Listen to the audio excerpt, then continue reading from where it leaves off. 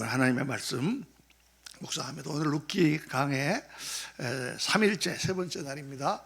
오늘은 룻기 3장 5절에서 10절까지 말씀 우리 한 절씩 교독하겠습니다.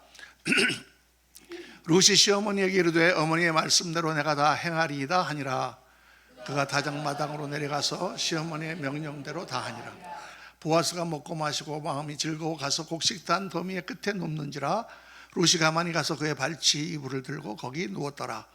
밤중에 그가 놀라 몸을 돌이켜본 즉 한 여인이 자기 발치에 누워 있는지라.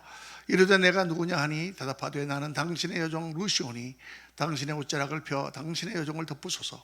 이는 당신이 기업을 물을 자가 됨이니이다 하니 그가 이르되 내 딸아 여호와께서 내게 복 주시기를 원하노라. 내가 가난하건 부하건 젊은 자를 따르지 아니하였으니 내가 베푼 인애가 처음보다 나중이 더하도다.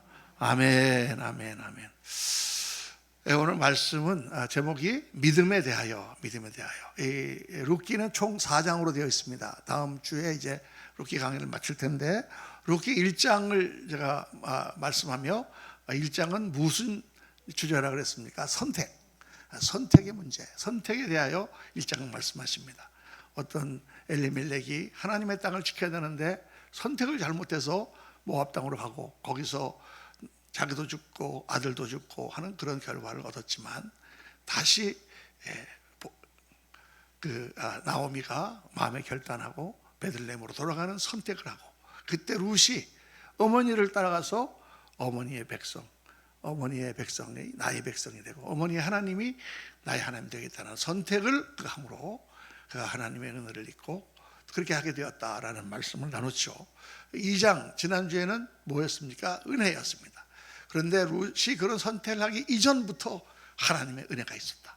하나님께서 룻을 유대인과 결혼하게 하시고 하나님 백성 되게 하시며 보아스라고 하는 사람을 마련해서 보아스의 집에 들어가서 은혜를 입고 또 나중에 보아스로부터 큰 기업을 물려받는 축복을 받게 된다.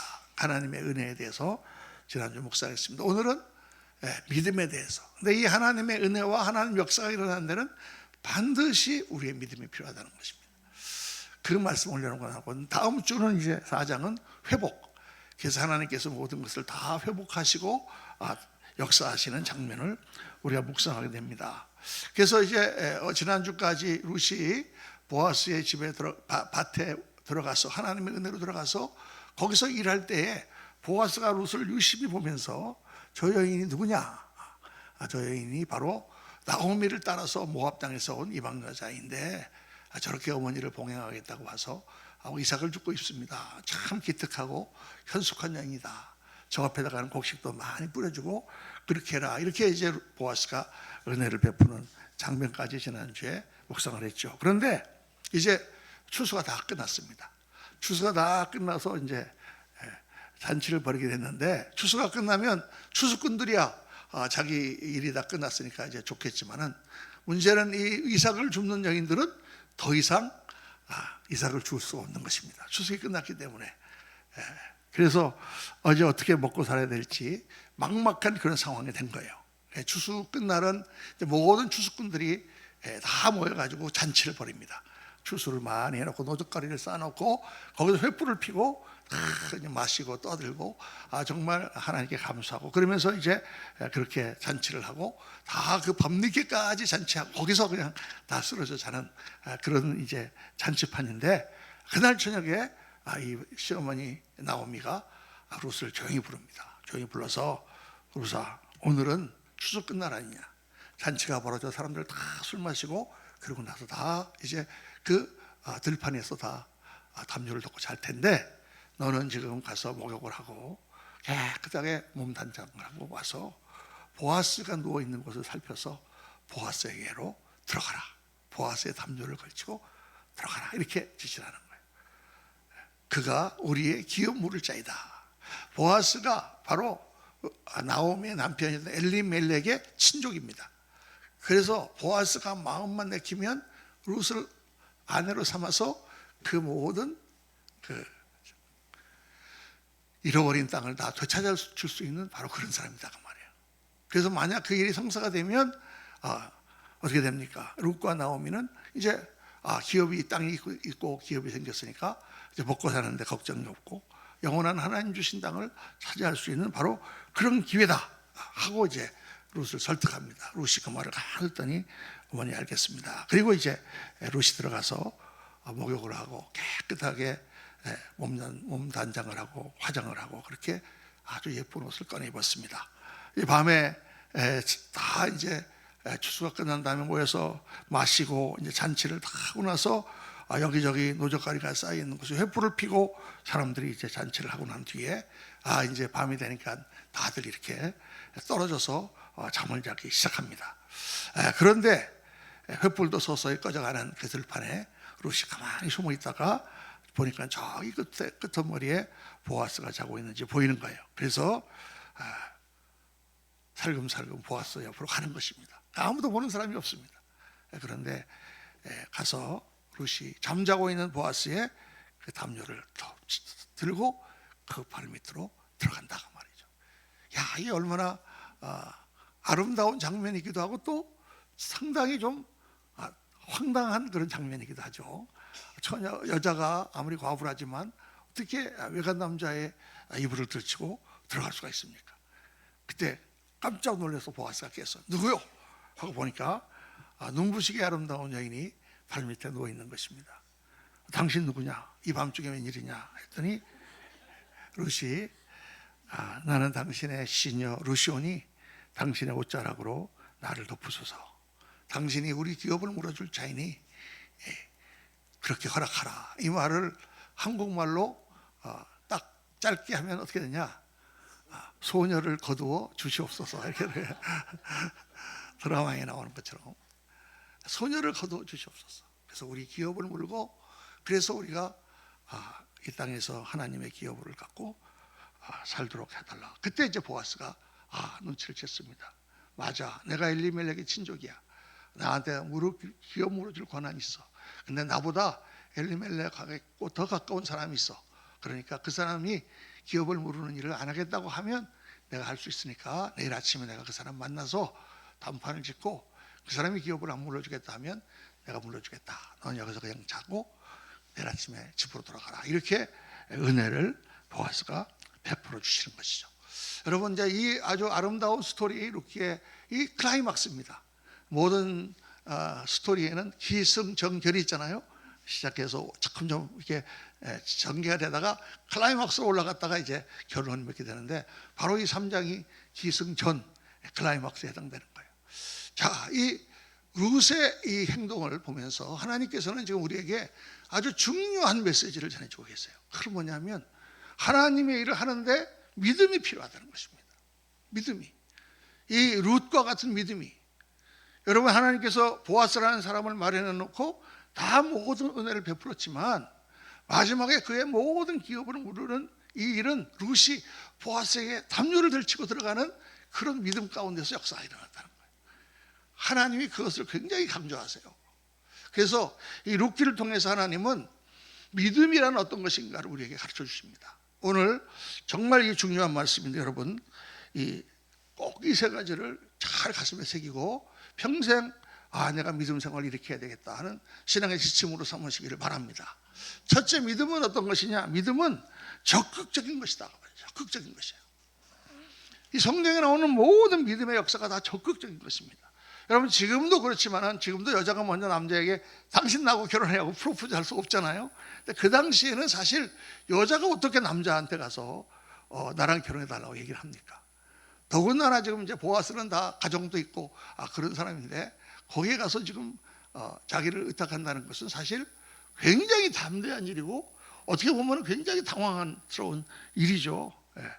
만약 보아스가 깜짝 놀래가지고 아니 이게 무슨 소리야 이렇게 해괴한 짓을 합니까? 가요 하고 거절한다면 정말 룻은 부끄럽고 또 그 동네에서 창피해서도 할 수 없는 그런 상황이잖아요. 그런 위험을 감수하고 룻은 믿음으로 담대하게 보아스의 담요를 들치고 들어간다 그 말이에요. 여러분, 이게 하나님께서 우리에게 말씀하시는 믿음의 속성이에요. 믿음의 속성. 성경에 나오는 모든 믿음의 사람들은 그런 적극적인 믿음을 가진 사람들이에요. 마태복음 1장을 딱 열면, 신약 성경을 읽으면 마태복음 1장 나오잖아. 1장 1절에 보면 뭐가 나옵니까? 예수님의 족보가 나옵니다. 예수님의 계보. 아브라함과 다윗의 자손 예수 그리스도의 계보라. 그리고 이제 다윗이 쭉 솔로몬을 아브라함이 이삭을 낳고 이삭은 야곱을 낳고 쭉 나오는데 그 아브라함으로부터 요셉에 이르기까지의 그 법통, 왕의 계통을 쭉 말씀하시는 가운데 다 남자들의 이름만 나오는데 여자의 이름이 4명 나옵니다. 그 여자의 이름 4명이 나오는데 그 이름이 뭐냐? 하나는 다말이고, 하나는 라합이고, 또 하나는 룻이고, 또 하나는 바세바예요. 이 4명의 여자들은 다 어떤 여자들이냐? 다 이방 여자들인데 굉장히 적극적인 여자들입니다. 여러분 다말의 이야기를 아시죠? 성경을 좀 읽어보신 분은 거의 모르시는 분이 있어서 다말이 유다의 며느리입니다. 큰 며느리인데 큰 며느리 들어갔는데 남편이 죽어요. 무슨 일인지 모르지만. 그런데 자식도 없고 과부가 되잖아요. 그 당시에는 남편 없고 아버지 없고 자식 없는 과부는 거의 살 수가 없습니다. 호적 자체가 없어요. 여자는 아버지에게 속하든가 남편에게 속하든가 아들에게 속해야 되는데 호적 자체가 없어진 거죠. 그래서 그 당시에 중동에서는 어떤 풍습이 있었냐면 형이 만약에 아들이 없이 죽잖아요. 그러면 동생이 그 형수한테 들어가서 아들을 낳게 해줘야 돼. 그래서 형의 가업을 계속하도록 해주는 풍습이 있었단 말이에요. 우리가 볼 때는 그거 좀 이상한데 그렇지만은 그 당시에는 생존을 위한 가계를 이어나가기 위한 아주 정당한 그런 거예요. 그런 게 있기 때문에 유다도 그러면 네가 혼자서 살 수가 없으니 동생이 들어가서 이 가계를 있게 해주도록 하겠다 하고 동생이 들어갔는데 동생이 가만히 생각해 보니까 이 형수가 아들을 낳으면 그 아들이 아버지의 기업을 이어받게 되잖아요. 그냥 자기가 아무 일도 안 하면은 자기가 기업을 이어받을 텐데. 그러니까 피임을 하고 아들을 낳게 해주질 않습니다. 성경에 보니까 하나님께서 그것이 악하여 그도 쳐서 죽였다 그랬어요. 그러니까 유다가 보니까 다말이 큰아들도 잡아먹어 둘째 아들도 잡아먹어 이제 셋째 하나가 남았는데 셋째가 아직 그 당시로 고등학생이야. 그러니까 야 셋째는 내가 안 되겠다. 너 친정에 가 있어. 아직 얘가 어리지 않냐. 얘가 커서 성인이 되면 내가 너로 하여금 아들을 낳게 해주겠다. 그리고 나서 이제 가서 몇 년 동안 친정에 가 있었는데 얘가 성인이 다 됐는데 군대 갔다 오고 다 했는데 전혀 자기를 안 부르는 거야. 그러니까 다말이 어떻게 합니까? 하루는 이야기를 들으니까 자기 동네 근처에 양털 깎는 곳이 있는데 거기로 유다가 온다는 이야기를 듣습니다. 양털 깎으러 양을 몰고. 그러니까 다말이 싹 변장을 하고 얼굴을 가리고 마치 길거리에서 몸을 파는 여자인 것처럼 가서 유다를 유혹하죠. 그래서 씨를 받아가지고 아기를 가집니다. 그러니까 유다가 나중에 이제 한 2달 뒤에 들으니까 며느리 다말이 임신했다는 거예요. 어떤 놈이랑 간통을 해서 임신했나. 잘됐다.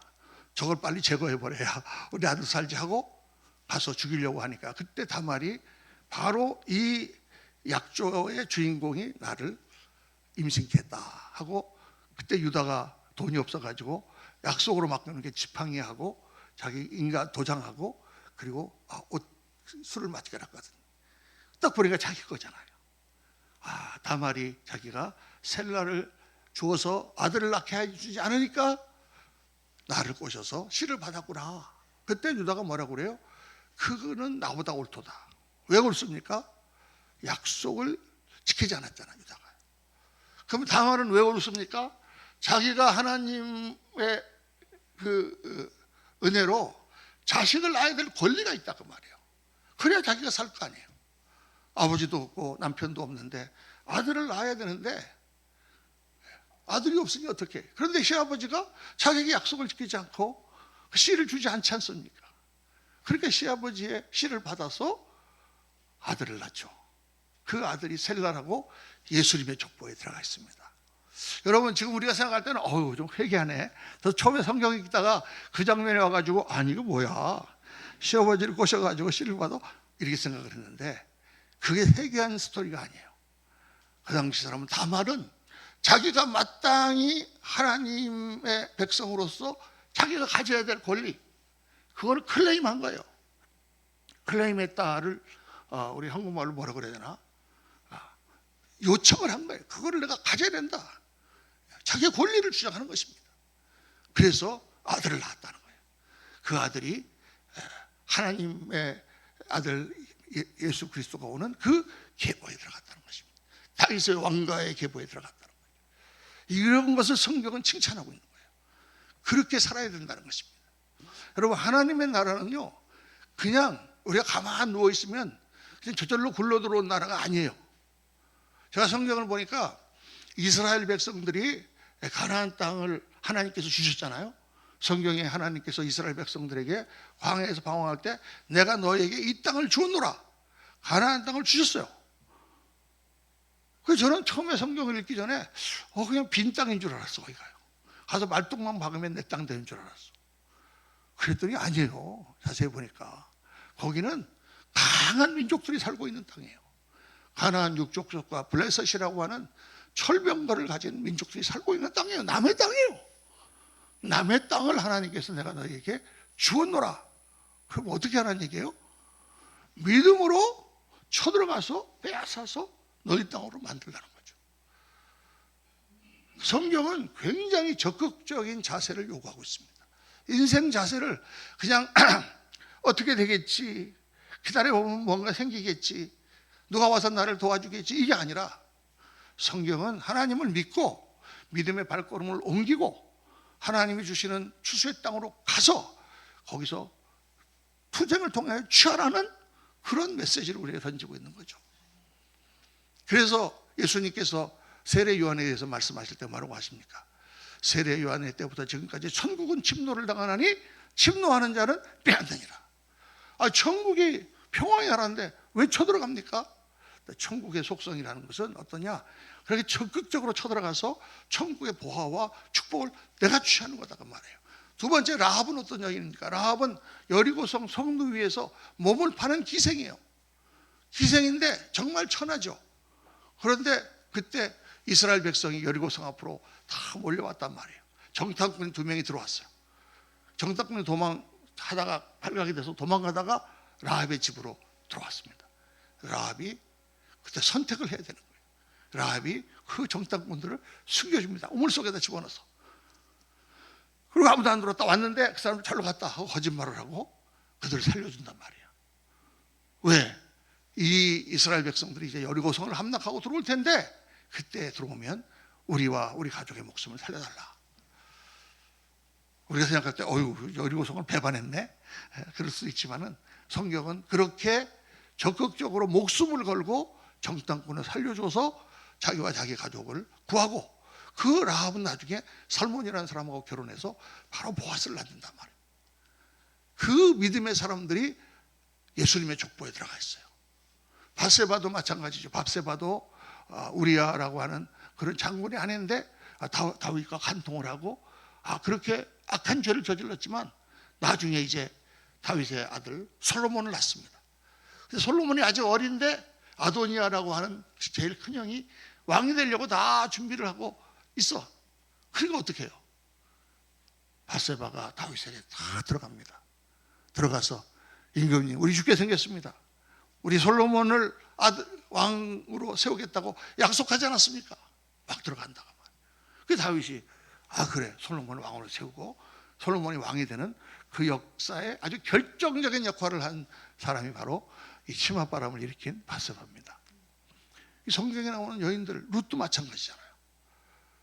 자기 기업을 물어줄 보아스라고 하는, 나이는 좀 많지만 그 사람에게 자기 몸을 의탁하기 위하여 담요를 덜치고 들어간다는 거예요.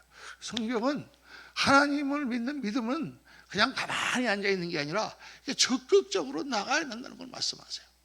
내가 믿음이 없습니까? 뭔가 믿어보려고 그랬는데 믿음이 생기지 않습니까? 그러면 어떻게 하면 믿음이 생길까? 하나님 앞에 기도해보고 하나님 앞에 그렇게 나가라는 거예요. 도마가 나오지 않습니까, 여러분? 예수님 부활하셔서 다 제자들을 만났는데 도마는 만나지는 못했어요. 그 도마가 뭐라고 그럽니까? 나는 못 믿겠다.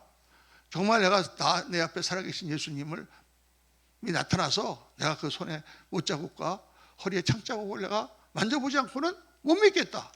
그럴 때 예수님이 나타나셨어.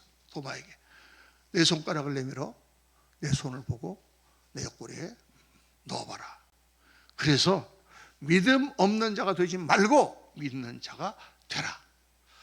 여러분, 이게 중요한 거예요. 정말 하나님의 사람들은 하나님이 살아계실까? 안 계실까? 그럼 보통 사람들은 어떻게 생각합니까? 에이, 뭐 죽어봐야 알겠지, 뭐든가. 아니, 뭐 그걸 어떻게 알아? 하고 지나간단 말이에요. 그러나 세상에는 수많은 사람들이 예수님 믿고 변화가 되고 기독교의 역사가 나타나고 하나님 만나서 가정이 변화되고 그런 사람이 너무 많잖아요. 정말 그렇게 많은데 정말 하나님이 살아계실까? 궁금하면 정말 하나님 앞에 한번 나가서 기도를 해본다든가 어떻게 하면 하나님을 만날 수 있을지 찾아봐야 된다고 말해요. 찾아봐야 되는 거예요. 저도 많이 찾아봤습니다.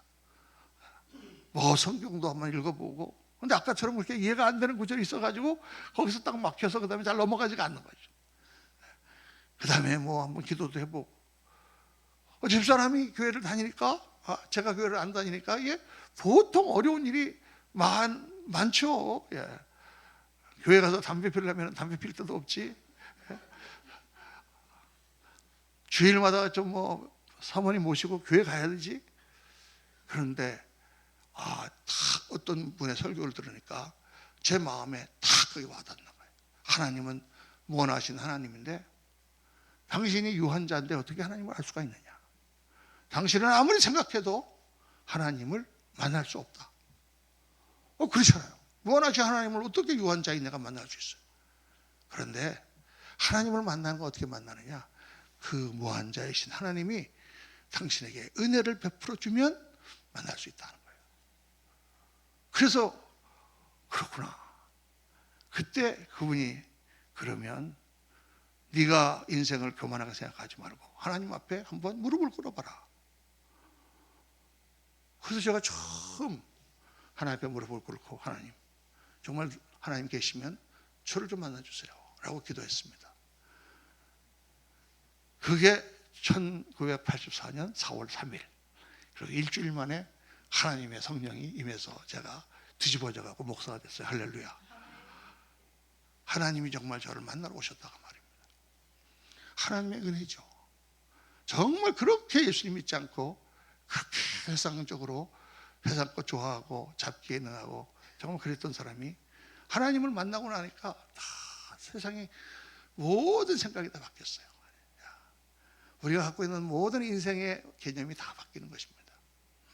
적극적으로 하나님 앞에 엎드려 보고, 이런 믿음 생활하다가 믿음 생활이 안 된다거나 여러 가지 어렵다거나 요즘은 좀 예배도 좀 지루하고 내가 왜 이러지? 그러면 가만히 있지 마시고 어디 목사님들한테도 가서 한번 상담도 한번 해보고 하나님 앞에 나와서 기도도 한번 해보고, 살다가 어려운 일 생기면은 주님 이거 좀 도와주세요. 하나님 구하라 그러면 주실 것이요, 찾으라 하면 찾을 것이요, 두드리라 하면 열릴 것이라고 말씀하시지 않으셨습니까? 그리고 하나님 앞에 나가서 적극적으로 매달리는 사람에게 하나님 역사하신단 말이에요. 아무것도 안 하고 감나무 밑에 앉아가지고 감 떨어지고 벌리고 있으면 감이 절대 안 떨어져요. 여러분, 제가 맨날 하는 얘기인데 감이 어쩌다가 바람에 떨어져도 입으로 안 떨어지고 눈탱이로 떨어진다니까. 정말 그렇게 신앙생활 하는 게 아니에요. 그래서 어떤 문제가 있거나 어려움이 있거나, 저는 너무 어떤 때는 답답해요. 성도님들 중에 어려움이 있고 문제가 있고 신앙도 있으신 분인데 기도하지 않는 거예요. 어떻게 되겠죠? 그래요, 어떻게 되겠죠? 그죠? 목사님이 그냥 교회에서 기도해주고 그러는데 자기는 기도를 안 해. 왜 그럴까? 영적인 체험이 없기 때문에 그렇거든요. 이제 뒤에 보면 나오지만 하나님 앞에 영적 체험을 쌓아가야 됩니다. 하나님과의 신뢰 관계를 쌓아가야 돼요. 자, 두 번째로 믿음은 어떤 것이냐? 믿음은 자기 포기를 동반하는 거예요. 제가 처음 하나님을 만나려고 무릎을 꿇었을 때 저는 뭘 포기했을까요? 제 자존심을 포기했어요. 정말 저는 남자는 자기 주먹이나 자기 실력을 믿고 살아야지 그런 건 믿으면 안 된다고 그랬는데, 처음에 그렇게 무릎 꿇고 앉으니까 너무 창피하더라고. 야, 내가 미국 가서 고생한다고 이렇게까지 됐나? 내가 하나님을 찾는단 말인가? 그러니까 얼마나 교만한 거예요, 여러분. 천지를 지으신 하나님 앞에 난 정말 지푸라기보다 못한, 먼지보다 못한 놈이 거기서 그런 생각을 하고 있는 거야. 야, 내가 창피하게 하나님 앞에 기도를 해. 여자들이 하는 기도지. 이러고 있는 거예요. 그 자존심을 꺾고 하나님 앞에 엎드렸을 때 하나님이 절 찾아오시잖아요. 여러분 룻이 지금 보아스의 불에 걸치고 들어갈 때 룻이 뭐를 포기했어요? 자기의 자존심과 자기의 모든 것을 다 내려놓은 거예요. 나를 죽이든지 살리든지 마음대로 하세요. 나는 당신의 종입니다. 당신의 옷자락을 펴 당신의 여종을 덮으소서. 이 자기 포기가 있어야만 하나님 믿음은 그래요. 여러분 성경에 보면 이삭이라든가 마리아의 이야기가 나오지 않습니까? 아브라함이 지금 하나님이 어느 날 이삭을 100세에 낳은 이삭을 번제로 바치라 그렇게 말씀하셨을 때 받아들일 수가 없잖아요. 하나님이 주신 아들인데 자기를 포기하고 하나님이 주셨으니 하나님이 살리시겠지 하고 아들을 데려갑니다. 이삭에게 장작을 매게 하고 올라가는데 이삭이 올라가다가 물어봐요. 아버지, 장작도 있고 불도 있는데 제물이 어디 있습니까? 제물이 있어야 제사를 드리지. 제물이 누구예요? 바로 너다. 너라고 말을 못하고 하나님께서 예비하실 거야. 그러고 올라갔습니다. 올라갔더니 갑자기 아버지가 이삭아 네가 제물이다 그러더니 막 묵는 거예요. 여러분 장작을 메고 올라갔으면 이삭이 몇 살쯤 됐을까요? 한 15살, 16살 됐겠죠?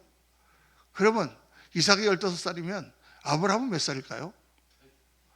115살, 100살이 났으니까. 그럼 115살이면 치매에 걸릴 가능성이 있을까요? 없을까요? 아니 이 아버지가 산에 올라가더니 자기 아들을 100세 난 독생자를 지금 번제로 잡겠다고 묶어갖고 재단 위에 장작 위에 올리는데 이게 치매야? 치매지 이게 치매가 아닙니까? 그런데 이삭은 순종하잖아요. 이삭은 여러분 뭔지 아십니까? 이삭이 바로 제단에 올라가서 십자가를 지신 예수 그리스도의 모형이에요. 양처럼 세상 죄를 지고 가는 하나님의 어린 양, 도수장으로 끌려가는 양처럼 잠잠히 죽으시는 예수 그리스도. 그 예수 그리스도의 모형이 바로 이삭이에요. 자기 포기. 내가 순종하려고 하면 나를 포기해야 순종, 내 뜻을 포기해야. 순종이라는 게 뭐 내가 하고 싶은 거를 해라 그러면 그게 순종입니까? 내가 짜장면 먹고 싶은데 짜장면을 먹어라 계시를 받았어. 그 순종이 아니죠. 자기 하고 싶은 거니까. 근데 짜장면 먹고 싶은데 먹지 마라 만약 그러신다면 이거 먹고 싶은데 먹지 말라고 하시네. 먹고 싶은데 그때 자기 포기가 있는 거예요. 순종이란 내 뜻이나 내 생각과 맞지 않는 것을 하나님이 하라고 하실 때 그때 순종이라는 말이 그게 성립이 되는 거거든요. 그때 뭐가 있어야 됩니까? 자기 포기가 있어야 되는 거예요. 마리아가 예수님을 처녀로 잉태했습니다. 그때 어떤 일이 있었냐면 누가 먹어보니까 천사가 나타났어요. 그래서 마리아에게 지극히 높으신 이의 능력이 너를 덮으시고 너에게 아들이 있을 것이다. 그가 이 세상을 구원할 자다. 그 마리아가 뭐라고 말합니까? 천사한테. 아니 내가 지금 처녀인데 어떻게 나한테 아기가 생깁니까? 어떻게 이런 일이 있습니까? 그래서 천사가 또 말하죠. 지극히 크신 성령이 너를 덮으시면 능치 못한 일이 없다. 하나님이 너로 하여금 지금 자식을 처녀인데 요셉하고 정혼해서 지금 결혼 날짜를 앞두고 있는 처녀인데 만약 내가 아기를 가지면 어떻게 될게요? 요셉이 어떻게 생각하겠습니까? 동네 사람들이 어떻게 생각하겠습니까? 그러니까 이건 있을 수 없는 일인 거예요. 그러면 거기서 마리아가 그래도 그건 안 되죠. 제 인생을 보세요. 제가 요셉하고 결혼했는데 제가 좀 아기를 갖고 가면 요셉이 뭐라 그러겠습니까? 시키셔도 할 수 있는 걸 시키셔야죠. 이렇게 얘기를 해야 되잖아요. 그때 성경에 보니까 마리아가 주의 여정요원이 뜻대로 이루어지이다. 이렇게 허락을 할 때 하나님께서 그의 몸에 씨를 심으시고 예수 그리스도를 잉태하게 하신 거란 말이에요. 하나님은 이 세상 모든 만물을 마음대로 하시지만 하나님 나라를 이루는 일은 사람을 통해서 하세요. 믿음을 통해서 하세요. 여러분, 내가 우리 집에서 우리 남편하고 맨날 싸운다. 그런데 그냥 가만히 있으면 사이가 좋아질까요? 안 좋아집니다. 내가 정말 뭔가 이렇게 좋은 일을 한번 해보려고 한다. 가만히 있으면 이루어질까요? 안 이루어져요. 하나님께서는 뭘 하시냐면 말씀을 하세요. 하나님 나라를 이루기 위해서 네가 죽어라. 네가 원수를 사랑하라.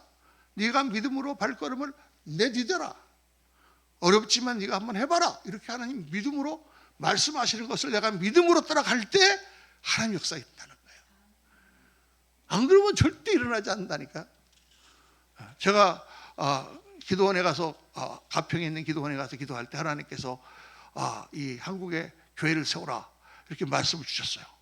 아멘. 그리고 제가 그냥 계속 기도원에 가만 앉아 있으면 교회가 생깁니까? 그래서 교회가 안 생기는 거예요. 제가 그 말씀 믿음으로 받아서 미국의 집을 정리하고 한국으로 이사를 와서 정만서 장로님을 만나서 가정에서 예배를 시작하면서 전도를 하면서 그때부터 하나님 역사가 시작되는 거예요. 움직이지 않고 내가 적극적으로 나서지 않으면, 내가 스스로를 포기하지 않으면 하나님 역사가 일어나지 않아요. 여러분들의 신앙생활에서 하나님 역사가 잘 일어나지 않는, 왜 안 일어나는가 이렇게 가만히 한번 생각해 보세요. 내가 지금 뭘 하고 있는가? 스스로 나를 포기할 때 하나님께서 나를 통해 역사가 일어나는 것입니다. 세 번째는, 이 믿음은 근거가 있는 신뢰다는 거예요. 그냥 우리가 믿는다고, 하나님 믿는다고 그냥 아무거나 그냥 하는 게 아니에요. 여러분, 하나님께서 우리를 말씀하시고 그 말씀 가운데 역사하시고 하나님이 믿을만 하니까 우리가 믿는 거다 말이에요. 믿을 수 없으면 믿을 수가 없죠. 그 근거가 뭐냐? 룻이 지금 보아스의 담요를 들치고 들어가는데 그냥 아무한테나 들어갑니까? 룻이 지금? 그렇지 않잖아요. 룻이 보아스를 그동안에 봐왔습니다. 자기한테 은혜를 베풀어 주는 걸 봤습니다. 저 사람이 정말 후덕하고 정말 자비가 있고 사람이 괜찮은 사람인 걸 봤어요. 그러니까 내가 정말 이렇게 청을 해도 하나님 역사하시면 저 사람이 나를 받아주겠다라는 믿음이 생길만 했다 그 말이에요. 그게 안 생기면 안 되잖아요. 저도 처음에 하나님 만날 때 정말 어렵게 됐을 때 난생 처음으로 기도를 한번 했습니다. 기도를 했을 때 그 기도가 기적적으로 응답이 됐단 말이에요. 그런데도 안 믿어지는 거야. 야, 어떻게 우연일까? 우연일까? 그런데 그게 2번, 3번 반복되니까 우연일 수가 없죠. 그래서 제가 계산해 봤어요. 수학적으로, 확률적으로 계산해 봤어요. 이게 100만 분의 1, 10만 분의 1 되는 확률이 계속 일어나면 뭔가 있는 거잖아요. 하나님을 믿는 믿음은요, 정말 하나님과 나 사이의 연결고리예요. 보이지 않잖아요. 하나님 어디 보여요? 세상 사람들은 안 믿잖아요. 그런데 우리는 그 하나님이 계신 것을 압니다. 왜? 하나님을 경험해 봤기 때문에. 하나님을 체험하는 삶을 살아봐야 돼요. 한번 기도해 보세요. 여러분, 뭐든지 하나님의 역사가 일어납니다. 그때 정말 하나님이 계신가 하고 하나님을 만나게 되는 거예요. 그래서 이 성경에 나오는 모든 사람들이 그 믿음의 근거가 있었어요. 하나님에 대한 신뢰를 쌓아가야 됩니다. 우리는 하나님의 말씀을 듣고 말씀을 많이 듣지만 정말 말씀대로 해보는 사람이 하나님의 역사를 체험하는 사람이죠. 보아스도 그렇지만 라합도 마찬가지고 다말도 마찬가지고 다 믿음의 발걸음을 뛸 때는 하나님을 믿는 믿음이 근거가 있었다는 거예요. 그래서 여러분, 다 자기 자신의 신앙 간증이 있어야 됩니다. 하나님을 체험하는 경험이 없으면 강력한 신뢰가 생길 수가 없어요. 구하라 그러면 주실 것이요, 이 말씀을 듣고 정말 구했더니 하나님이 이렇게 주셨더라, 이런 간증이 여러분 있으면 그게 우리의 힘에 얼마나 큰 믿음이 됩니까? 그런 영적 경험이 없으면 안 돼요. 여러분, 열심히 정말 하나님 앞에 나가서 예배 드리고 하나님 말씀하실 때 한번 간절히 한번 구해보세요. 어떤 분은 말씀합니다. 목사님 그렇게 구했는데도 안 일어나던데요. 계속 구해보세요. 계속 해보세요. 하나님이 응답하실 때까지 하나님의 역사가 반드시 일어납니다. 어떤 분은요, 평상시 믿음 생활은 좀 이렇게 교회도 잘 안 나오고 그러다가 뭐 급한 일만 있으면 교회 나와서 기도하는 분이 계세요. 되게 얄밉죠. 평상시에 좀 나오시지. 근데 하나님은 그렇게 생각하지 않으세요. 아무리 우리가 세상에서 살고 아무리 믿음이 없어도 하나님을 찾아서 구하러 나오기만 하면 하나님은 은혜를 베푸십니다.